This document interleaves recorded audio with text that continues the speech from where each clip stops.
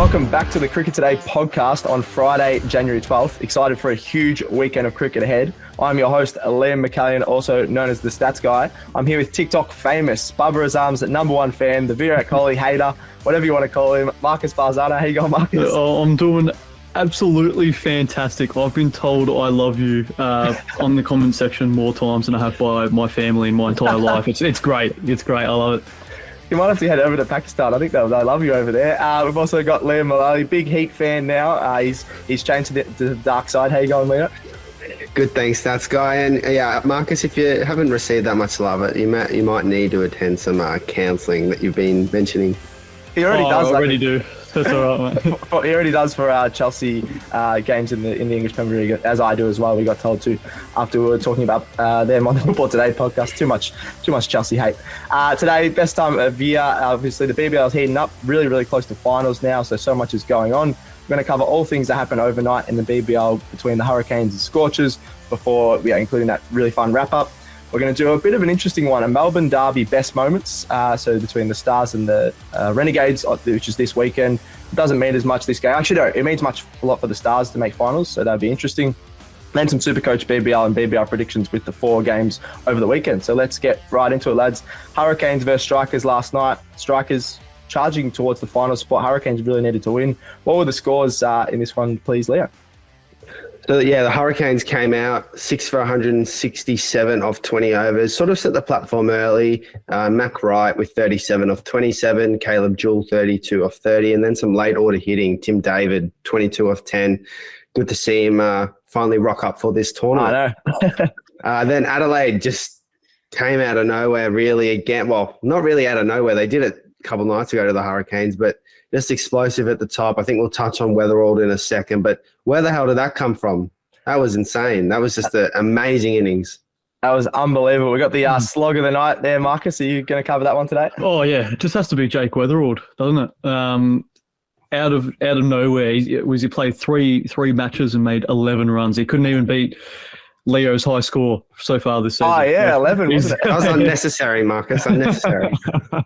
But, it was only his 4th time batting this season, and he completely smashed it. He's making the most of his opportunity, isn't he, with Chris Lynn out with a hamstring. He's definitely putting his place up, and it'll be hard to take him out of the side if Chris Lynn comes back, to completely honest. But, geez, he literally made Paddy Dooley his toy, didn't he? Yeah. Like, I don't know why Paddy Dooley just bowled horrendous, didn't he? What were the figures in the end? He ended up getting hit for about 40 off. I'll have a quick look. 2-point-something overs, I reckon. He's been really off. I talked him up at the start of the season because he had 20 wickets, I think, or close to 20 wickets last season. There's obviously more matches, but he's been really off this year. It's been none for 53. He's off 2.5 overs. There you go. How bad was that? That could be up there with the worst. He got hit for a 6, and then he bowled the ball, the same ball, 2 balls in a row, and gets hit for 3 sixes. Oh, what are you thinking? What is he doing? Jake Weatherald has been smacking you around like a disobedient stepfather, and he's been absolutely killing it. And you bowl in the same spot. I don't know what you're thinking, but that is very. Jeez, wow, Jake Weatherald.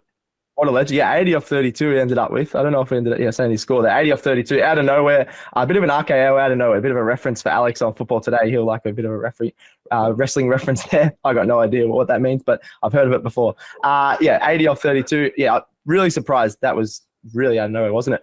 I'm going to go Jaffa of the day, lads. That's my one for today. Bit of slim pickings with the bowlers, as we discussed before today's show. Cam Boyce was 2 for 17 off his 4.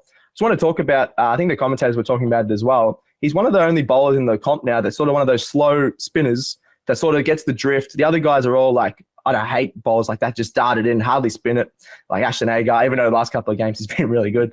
But he's just a traditional spinner, gets the drift. As he got that drift for that stumping wide, the iconic stumping wide, that from the other night, he just gets that drift, and I really love watching him bowl. So the Jaffa of the day is just that drift he gets, 2 for 17, not the best figures going around, but the best of the night, and he's been really good. A real resurgence of his career when he had to take some time off for a few different reasons over the last few. Honestly, just quickly on that, I think he's been one of the most underrated players so far in this Big Bash season. He's been coming in to fill in the job for Rashid Khan. I think he's done an excellent job. Like you see, like 2 for 17 or 4. They're great figures for the short format, but he's been getting that almost every game. So he's definitely been one of my picks for the bowlers of the season. Yeah, I want to have a look at his overall BBL stats if this loads up. So he's got 8 wickets in 8 matches. That's solid. That's all you need from a sort of spinner. And he's 54 dot balls for the season, which is right up there. So he's gone really well. Couple of twofers, average of 25. So yeah, you're right. He's not up there in terms of Rashid Khan, but he's definitely gone really well. All right, Leo, your favourite part of the day. You want to take a slash at someone? What do you got here? Well, just on Cam Boyce, he just reminds me of that sort of old clubman that just bowls slow, just outside off. You can't hit him. You lose your patience and then you just hold out to someone in the deep. But he has been a bit underrated this season, but also bowling 70-kilometre leg spin. Let's hope someone else can take over the Jaffa of the day title because he's had 2 now in 3 days. So let's hope someone else can compete with him in that regard. But just on moral victory of the night. So I don't know if this is accurate, but I've read it somewhere, and it also was said mid-game last night. So these numbers aren't exactly accurate. I'll check for you right now the actual stats, but you can go through it. So David Payne, he has conceded 254 runs from 24.4 overs this Big Bash season. That's an economy of 10.4. Yeah. None for 32 off 3 overs last night. I think Marcus mentioned before the show that he's been hit for the most boundaries this BBL season. That's very, very poor from an overseas player. Has not found his rhythm at all. I'll give it a moral victory, though, because even though he sucks, his team won last night. So good on him. They're sitting in 5th or 4th. Should make finals with the team they have, but he is a liability. So he gets moral victory for being right place at the right time. Oh, yeah, that's a very fun moral victory right there. I think a lot of international players get away with being crap, where they're like, oh crap, we're paying him a lot of money. We better give Payne his 4 overs or his 3 overs every game, and he's getting absolutely smashed. So I think he needs to improve. I actually don't mind him. I think he at the Scorchers we were talking about the other day. He was really solid at the Scorchers, and now he's come over to the Strikers and lost the plot a little bit. But as an overseas player, he's probably going to get every single game still. So we'll see how he goes. Hopefully, if the Strikers don't make the finals, it is all on David Payne. I'm putting it on him now because they've lost a lot of games where they've made. I think the batting has done their job, but they lost some games where they've made 200 plus. Especially where they won last season, at home versus the Stars on New Year's Eve. True. It's just one of those games, and because the other boys are doing their job, and I think even Cameron Boyce, we touched on him before, he was even great in that New Year's Eve game, keeping the economy down, and obviously David Payne is just getting smacked around a little bit. Yeah, he's been shocking in that. I'm glad we brought that up. That's a good laugh. So I usually say that SuperCoach is my favourite part of the show, but this is absolutely awesome. Being from Melbourne, we love the Melbourne Derby between the Stars and Renegades. There's been some absolutely awesome moments, some controversial ones, some big scores, some collapses, some everything has happened in these Melbourne Derbies. So let's start off with Leo. What is your favourite Melbourne Derby moment? I'm sure you have a few big Renegades, man. What are you going to go with here?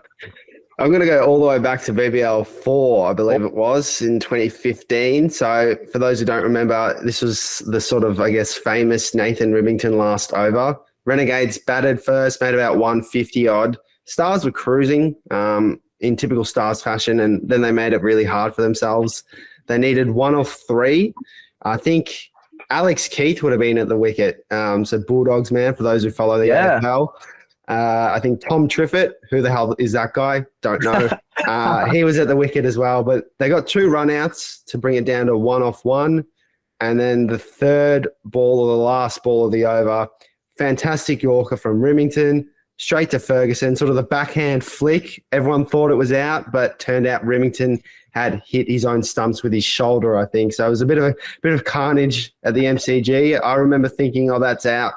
I think I was about 14 at the time. I said to my dad straight away, that's out. And then the more I played it, the more I'm like heartbroken. So I think that's the day I stopped being a Renegades fan, actually. Oh, I thought you were Renegades #1 fan. That was when I think Stats Guy is about to go back to the day when you became a Renegades fan again. So, between 2015 and 2019, Leo forgot what the Renegades were. And then we got to the grand final in 2019. That's my favourite moment of all time. BBL 08. BBL 8. That was absolutely unbelievable. The Melbourne Derby grand final, that BBL was losing their mind that both the Melbourne teams made the grand final. So the Stars, they were they're absolutely cruising. They were 1 for 93, had to make not massive of a score. I've just forgotten what the actual score they had to make was, but it was about 145 they had to make. They were cruising 1 for 93. Stoinis was really good in that match opening. Then they absolutely crumbled. 7 for 19, they lost in the middle. Boise actually that day was really good. He, I think, ended up with player of the match. They were absolutely cruising the Stars, and just another Stars final that they've absolutely crumbled in, which I think is hilarious. They've always had these big names and big stars come over, and they're one of only 2 teams not to win a BBL title, which is the Hurricanes and the Stars. So 7 for 19 they lost, which is the biggest collapse in Big Bash history, and they had to do it in a grand final in 2019, which was absolutely hilarious. So that's my favorite one. I wasn't there. I wish I was at that game. I was watching it on TV, and it was absolutely awesome. Boise's getting a lot of mentions in this. He might be our favorite player. I'll have to keep tracking him if they make the finals, and I have to get him on. All right, Marcus, I think you've got everyone's favorite derby moment of all time. What have you got there? Yeah, if this isn't on your list, I don't know what's going on, and I can sum it up in 3 words. Yep. You, Marlon. Oh no, he's dropped magic. Go grab some people. Go grab some more people. It just has to be Warne versus Samuels, doesn't it? That was one of the best moments. I remember I was at that game. I was obviously younger, but I just remember Marlon Samuels when he came off the pitch. He had blood all over his shirt, and geez, lucky he was wearing red that day because it blended in a bit like a bit of Deadpool vibes about it. But no, that was great, wasn't it? And obviously Marlon stopped Stars running a 2 in the first innings. So Shane Warne thought he'd have his revenge, and he also chucked the ball straight at him when he was feeling in close. And Marlon Samuels chucked his bat halfway down the pitch, and geez, they were saying run him out. It was that has to be one of the most entertaining moments in cricket history, let alone Big Bash Melbourne Derby history. Oh, I think I remember that day so clearly. I remember watching it on TV because Warne had a mic on. You got Marlon Samuels down the other end with the stump mics, and they were right next to the mics. This is all happening. Like you could just hear the swearing, hear the Marlon Samuels throws his bat. Warne, I think he was getting obviously towards the end of his career, so he was being a bit of a grump. He was not happy. There's the great photo, which we might have to chuck up on the socials, of Warne just pointing straight at Marlon Samuels. They're probably like a couple of centimeters away. Thought they were going to punch on in the middle of the G. That would have been absolutely awesome. I think I'd back Warne. He gets a bit angry. Well, I think there's a lot of Australian bias in that, because if they got in a scrap, Marlon Samuels is all over him. Yeah, to be fair, Marlon Samuels was about 10 years younger, or more, 15 maybe, and he's got a bit of size, doesn't he, Marlon Samuels? Who would you back in that fight, Leo? I think Marlon will win. I think Warne will probably, just a bit older. Just a bit, fair. That has got to be the best moment. Yeah, we'll have to chuck something up for that, because that is hilarious. I remember that went everywhere. That went all over the world for like a month, I reckon, of just people going, did that really just happen? It looked like a movie. That was absolutely nuts. And I'm so glad we got to cover, some Melbourne Derby moments. Lots of Renegades things happening there, and Stars, which was really cool. Let's get into some SuperCoach, guys. SuperCoach segment. We've got 4 games we're going to cover in our predictions later. So we've got lots of SuperCoach players to pick from, even though we've only covered a couple of teams there, but that's all right. So let's go with Leo first. What's your SuperCoach pick for this weekend? I'm picking Maxi this weekend. Expensive, 261,000, but finals are still on the line for the Stars. They need a win against the Gades. Yep. So I'm expecting Maxi to step up like he did in the World Cup for the Aussies. He's averaged 87 this season, and against this Gades bowling lineup, like they haven't been great all year, all season, the Gades they're bowling, and it's at the point now where they can't make finals, so they might try a few different things. Some younger players. We saw Kalapotha and Ferg O'Neill play last game, and although they bowled really well, to be fair to them, probably should have been playing earlier. Yeah. I think Maxi's going to see that and be like, I've hit harder bowlers for 6 and dominated harder bowling attacks, so I'm all over Maxi. Who are you leaning towards, stats guy? Bit of one guy we haven't really talked about, not having the best season in his normal stats, but in SuperCoach has been really good. Jack Edwards, 178,600. I think that's a bit of a steal. Bit underrated in SuperCoach, I'd say, with a 5-round average of 58, which is really solid, and averages 69 this season at the SCG. Over 1 wicket a game. He's having just over 1 wicket a game and 20 runs. Just a really handy all-rounder. That's last season, I think he only bowled 1 or 2 overs, but he's bowling most games for the Sydney Sixers now, and he's been their main all-rounder. That sort of that Cam Green type player that people are talking him up. Obviously not to the level of Cam Green just yet, but he's sort of on the rise as that next Aussie all-rounder. We've got a lot of really good all-rounders, which is awesome to have for especially white ball cricket for Australia. I think Jack Edwards is slowly coming up to that next really good all-rounder. So he's got a really good average this season, really cheap. So he's under that 200,000 compared to a lot of the players now. So don't mind that. And I think he can have a big match against the Sydney Thunder, especially over this weekend in that Sydney Smash, because the Sydney Thunder absolutely stinks. So get a lot of Sydney Sixers players into your side. All right, Marcus, we're going back to the well here a bit. Yeah, we're going back to the Melbourne Derby in this one. And I'm looking at Marcus Stoinis, my namesake. I just think he's 105,700. He found form a little bit with the bat recently. He's got an average of 84.8 from 9 games against the Renegades with a high score of 199, which is ridiculous. So I just think the Stars have more match winners in their team. They need a win. Stoinis is going to have to deliver. Yeah. Well, I'll actually be interested to see Maxi and Stoinis going off, but I just got a feeling, as I'll get into my predictions later, that the Stars might crumble again, as they like to do towards the end of the season. All right, talking about that, we got through some Supercoach. Let's get into some predictions. We've got 4 matches. So we got the Sydney Smash tonight, 2 matches tomorrow, and then a 1 on Sunday. So we'll cover all them so that we can roll into our Monday show with all these predictions. So let's start with Sixers versus Thunder. The Sydney Smash, which is tonight. Thunder have been really bad, so I'm just going to start off and say I've got to tip the Sixers. Sixers, I think, are a much better side. They've won the last 4 Sydney derbies, and I think this is one of the easiest picks of the weekend. Who are you going, Leo? Yeah, Sixers, I agree. Easy pick of the weekend. Thunder have not impressed at all, have they? Sixers have a lot more depth, so I think this will be an easy win. Yep, Marcus. Yeah, Sixers. It would just be good to see some test stars back out on the pitch as well, just in time for the Sydney Smash. Yeah, actually, I forgot about that. You got Davey Warne, Steve Smith. I wouldn't be surprised if Steve Smith just slaps another 100 every time last season he came back into the Big Bash, slapped 100. And he has actually, talking about derby moments, he did slap 125 in the Sydney Smash last year. So hopefully he can do something like that again. That'd be pretty cool. Scorchers versus Heat. This is definitely the game of the weekend. It doesn't mean as much because the Heat can't move off the top of the table, but they'll want to take some momentum and confidence heading into the finals. I'm going to go the Heat. I've kept the Heat, I think, almost every game this season. I'm on the bandwagon. I can see that a few other guys on this podcast might be turning that around as well. Yeah, the Heat, they bowled so well. Got 9 wickets against the Scorchers. Leo mentioned on the podcast, I think yesterday, that he's never seen the Scorchers bowlers get hit for so much as well. Like the likes of Richardson and Beredoff getting hit out of the park is so rare. I think they're just an all-round great team, the Heat. So I got to back them. I think they're going to stay undefeated the whole way through now. And Leo, who are you going? Yeah, like you, stats guy, I've been tipping the Heat all year, so I'm going to keep going with the Heat.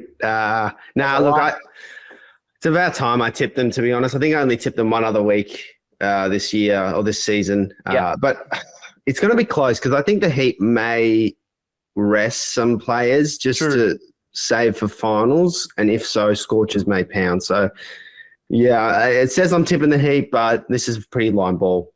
Yeah. Agreed. Well, I'm going against you boys. I'm going the Scorchers. I think just purely because it is at the Scorchers' home ground. I think they just probably got a little bit too much in that regard. But if anyone's going to beat the Heat, it would be the Scorchers. And what a great lineup this is for both teams. Like with the ball on a pacey Optus Stadium deck, you got. Richardson, Morris, Ty, Berendorf versus Bartlett, who was a leading wicket taker, Michael Neser.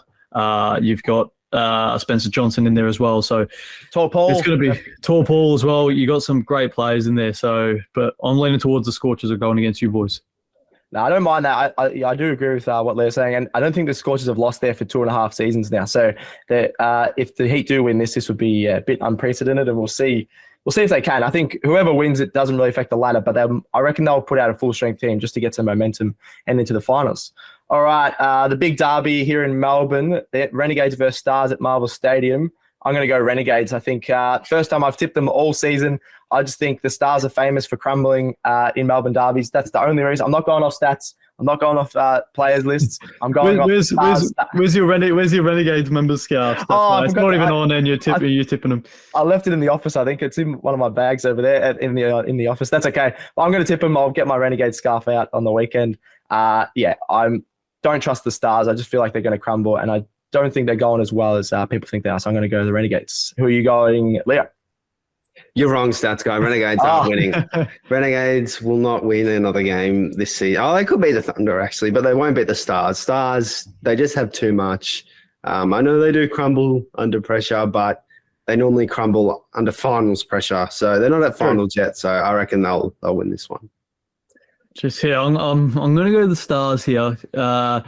They've got a 16-9 record against the Renegades, so they're on top in that regard. But they have crumbled a few times, obviously, in previous seasons. But the Strikers have really put the pressure on them, haven't they?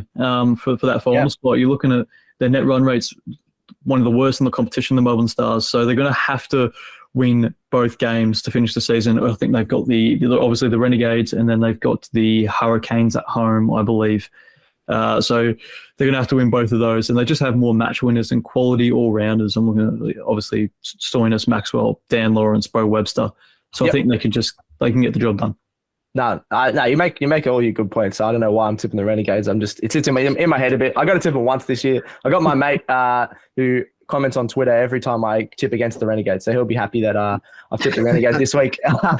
He calls me out and says you're not a real fan. I'm not a real fan of the Renegades. I know that. As Leo has mentioned himself, I think prime Renegades 2019 when they won the title. Let's finish off with the Sunday game, Thunder versus Strikers. I think this is going to be pretty one-sided with the form that the Strikers are in, so I'm going to tip them. We've got the two top run scorers. Matt Short again. I don't think you can't get him out for less than 30-40. I don't think it's possible at the moment. He's been in unbelievable form. So just on that alone, I reckon he could make 100 in this game. There we go. I reckon he's going to make a ton and going to absolutely smash the Thunder. Who are you going, Leo? Yeah, Strikers again. It's just the Thunder not in great form, is it? And they've got, 2 games in 3 days. So, yeah, I think Strikers will have enough for them here. And I think solidify finals with that win. Yeah, they're pretty much cool. Cool. Yeah, if they win that, they're in the finals, I think. Yeah. Unless Stars win both their games, then they won't make finals. Yeah. Oh, no, it's top 5, isn't it? No, they've changed the season. It's changed. Okay. It's changed. No, it has. I knew that. Yes. Because, there's only 4 finals matches instead of 5 this season. So, which is much better, I think, because if you've got a competition of 8, you shouldn't have 5. I remember we discussed this actually at the start of the season. Yeah. So Stars have to win those 2. Yeah, you're right. Who are you going, Marcus, for this Strikers Thunder game? I'm going to keep it short and simple to finish off the podcast, and I'm going to go the Strikers. I just believe they should get the job done, and they're in great form, aren't they? Yeah, they've been absolutely awesome. I think they've finally living up to their potential a bit with that really strong list. Definitely missing Rashid Khan, but they're looking all right, especially with the bat. All right, we covered a lot with that show. I'm so glad we talked about the Melbourne Derby. We talked about Warne versus Marlon. I could talk about that for a whole podcast. I reckon that is hilarious. That's it for the Cricket Today show. We'll be back with this on Monday. Almost said tomorrow, but we'll be back with this on Monday after some huge Big Bash games. So get right around the show. Subscribe on your podcast apps, Spotify, Apple Podcasts, etc. Like and review it, would ya? Chuck a follow to Cricket Today and Cricket Today AU all over the socials. That's Facebook, Instagram, TikTok, and X. And then give a follow to Football Today and Football Today AU. Check out the podcast this week. We talked about some transfers, some EPL, some FA Cup, some EFL Cup. So if you're a big soccer or football fan, get around that show. Get around the socials. Chat to us about how Marcus is now a Pakistani. They absolutely love him over there. We might have to send him over there to do a live show because he's Barbara Azam's #1 fan. So check out some of the social stats going off on TikTok, even on Instagram and things like that. And that's it, I think. Thank you, Marcus. Cheers, Stats guys. Thanks, Leo. Thanks, Stats guy. Thanks, Joe, for producing. Thanks to me. And that's another episode of Cricket Today done. We're out.